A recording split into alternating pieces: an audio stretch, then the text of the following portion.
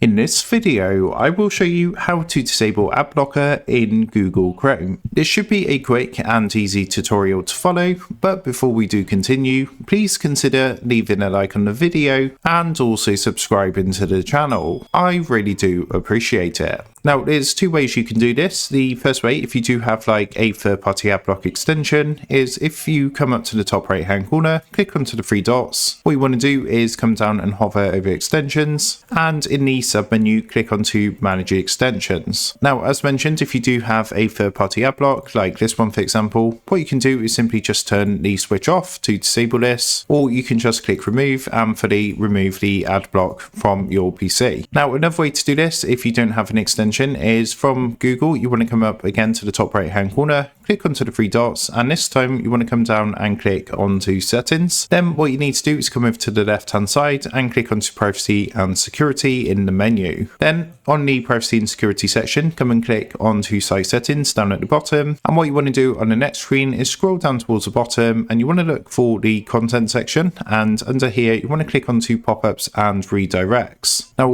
all you need to do is change the default behavior. You want to change it to this one here where it says sites can send pop-ups and use redirects, and that's going to disable the built-in ad blocker for Google Chrome. So that is how to disable ad blocker in Google Chrome. With that being said, I hope this quick tutorial did help you out today, and if this did help you out, I would really appreciate it if you was to consider dropping down below the video, leaving a like, and also subscribing to the channel. With that being said, I just want to take a minute, thank you guys for watching this quick tutorial, and I will see you in the next video.